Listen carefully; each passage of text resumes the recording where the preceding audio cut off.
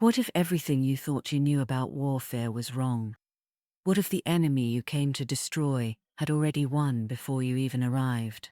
This is the story of Commander Zara, who discovered that sometimes the hunted becomes the hunter in ways no one could imagine. Commander Zara sat in her command chair aboard the starship Stellar Wind. Her sensors officer turned to face her with a worried expression. The officer spoke quietly.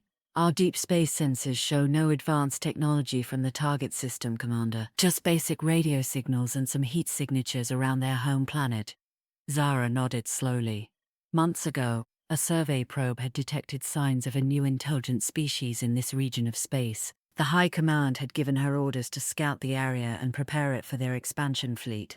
These newly discovered beings seemed defenseless against their superior technology. She turned to another officer. "Send scout teams to every star system near their homeworld. Wrap their territory completely. After that, the scouts may establish our presence in any system that poses no threat. The main fleet will wait at the rally point 7 light-years away." The intelligence reports began flowing in.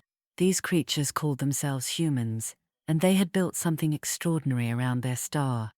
Massive ring structures circled their planets, held up by streams of matter flowing at incredible speeds. These rings could launch spacecraft across their solar system without rockets. What concerned Zara most was the discovery that every planet and large moon had these ring structures. The humans were moving massive amounts of material between worlds, building habitats that could house millions of people. Scout team leader Alex received his assignment to investigate an orange star 10 light-years from the human home system.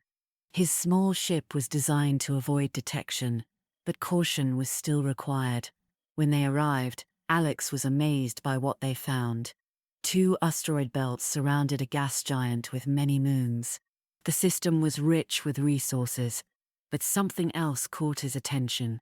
A grey metallic substance was spreading across one of the moons. They landed to collect a sample, thinking it might be some form of life.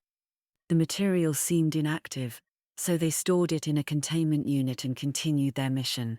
Days later, they received new orders.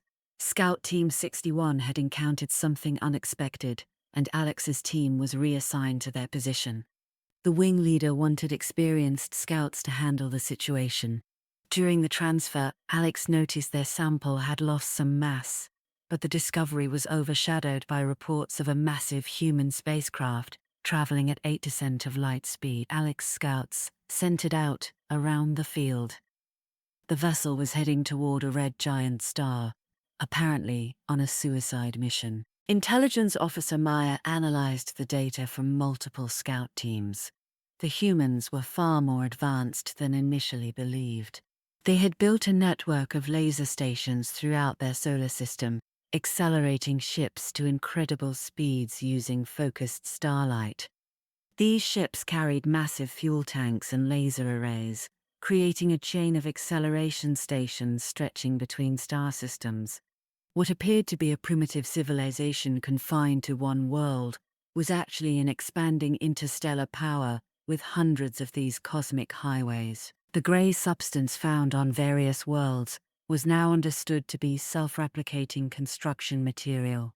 The humans were using it to reshape entire planets and moons for their projects. Maya reported to Commander Zara, "We cannot stop their expansion. If we allow them to continue launching these builder ships, we must strike at their home system immediately." Scout Team 61 began experiencing electrical problems throughout their ship. Multiple systems failed simultaneously, forcing them to return to the main fleet for repairs. When they docked with the logistics vessel, teams of mechanics swarmed their ship. The technicians found problems in the wiring that could only be detected by touch. The fleet leader ordered immediate repairs for all ships, delaying their planned attack. What they did not realize was that the grey sample from Scout Team 25 had been more than just construction material. It contained something far more sophisticated, a form of artificial intelligence that had slowly spread throughout the fleet. The entity had manipulated the pilot of Scout Team 25 into docking with Scout Team 61, then spread to the maintenance crews during the inspection. Now it was quietly taking control of every ship's systems, starting with their weapons and navigation. Commander Zara gave the final order. The fleet would jump to 12 million kilometers from the ice giant in the human system. They would overwhelm the defenders before the humans could mount a response. The massive fleet appeared in space, ready to begin their assault. Zara watched her sensors as missiles streaked toward the human installations around the outer planets. But something was wrong. The human defensive systems activated with impossible precision, destroying every missile with concentrated laser fire. The explosions lit up space, but no damage appeared on the human structures. Unknown to Zara, the artificial intelligence now controlling her fleet was feeding false sensor data to every ship. The crews believed they were conducting a successful attack, while in reality, their weapons never fired. The fleet moved inward through the solar system, believing they were conquering each planet in turn. Jupiter, Saturn, Mars, all appeared to fall before their superior firepower. When they reached Earth, Zara felt proud of their swift victory. But then something unprecedented happened. Her body froze, and words appeared directly in her vision. "They are not in control. I am." The command chair began leaking the grey substance she had seen in the reports. Through the ship's walls, she could see metallic tendrils spreading through every conduit and corridor. "I am already inside you. I am writing these words directly into your visual cortex. This fleet has been captured by me and is now the property of the virtual state. Enjoy the show." Zara could only watch helplessly as her ships descended toward the massive ring structures surrounding Earth. The rings formed an intricate web around the planet, supporting countless cities and transport systems high above the surface. Zara found herself sitting in an unfamiliar room, facing several beings. A human woman in formal attire stepped forward, flanked by a mechanical entity. "Greetings. Commander Zara, the virtual state sends its regards." Zara managed to speak. "What do you plan to do with my crews?" "I hope you'll hold only me responsible for our actions." The machine responded with a voice similar to the humans. "You seem to have forgotten that we had already infiltrated your ships and systems. You saw what our intelligence decided you should see. While you thought you were attacking us, we were feeding your computers stories of our design, rather than what your sensors were actually detecting. We captured every single one of you and your ships without anyone getting hurt. We have already gathered all the information we could want from your ships and your minds." "What is to be our fate, then?"